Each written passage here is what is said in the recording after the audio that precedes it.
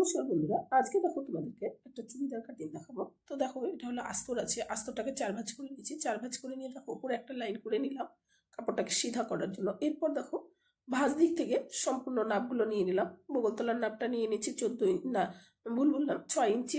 ওপর থেকে কোমরের নাপটা নিয়েছি 14 ইঞ্চি, আর একদম উপর থেকে 20 ইঞ্চিতে হিপের নাপটা লম্বা আছে 35। এবার দেখো প্রত্যেকটা লাইন সিধা করে টাইনে নেবার পর এবার ছাতি কোমর হিপের যে নাপগুলো আছে নিয়ে নিচ্ছি, আর কাতটা নিয়ে নিচ্ছি হচ্ছে 5.5 ইঞ্চি। তো দেখো এটা হচ্ছে বডি আছে 36-এর ছিল, 4 নং 36 9 ইঞ্চি, আর দুই দিকে দেখো এক্সট্রা 2 ইঞ্চি করে বেশি নেওয়া আছে। কোমরও তাই করা আছে। তো গলাটা পান শেপ হবে।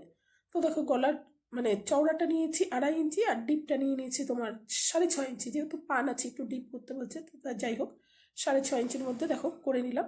এরপর দেখো কাপড়টা নিয়ে নিলাম। কাপড়টা হচ্ছে যেহেতু প্রিন্টের আছে, সামনের পার্ট এবং পেছনের পার্ট আলাদা আছে, তাই হচ্ছে দুটাকে আলাদা আলাদা কাটিং করতে হবে। যদি একই রকম থাকতো তাহলে একসঙ্গেই কাটিং করতাম। তো দেখো আগে লম্বাটা একটু নাইপে নিই, কারণ ওপরে কিছুটা কাপড় বাদ যাবে ডিজাইনটা আর কি। তো দেখো গলাটা আগে একটু কাটিং করে নিলাম, আর আরমোলের মানে বগলতলার শেপটা দিয়ে নিলাম সামনের পার্টের। এবার হচ্ছে চারিদিকে দেখো কিছুটা বেশি কাপড় কাটবো, মানে আস্তরের থেকে কিছুটা বেশি। এটা হলো চারিদিকে আগে মেশিনে সেলাই করবো, তারপরে হচ্ছে বাদ বাকি কাপড়টা কাটে ফেলে দেবো।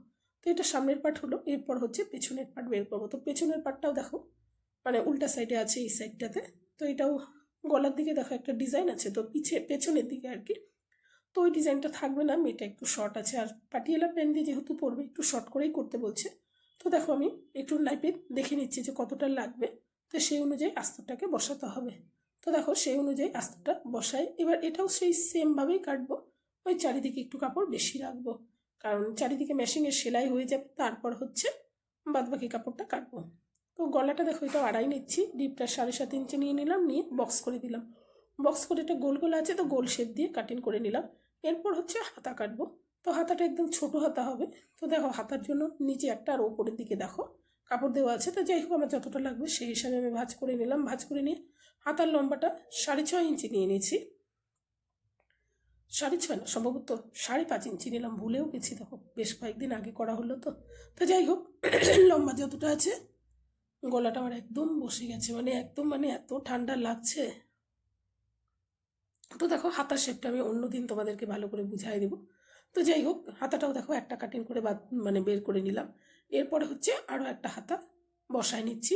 তো ডিজাইনটা একই একই রকমভাবে রাইখে তারপরে কাপড়টা কাটিং হলো আর কি হাতাটা।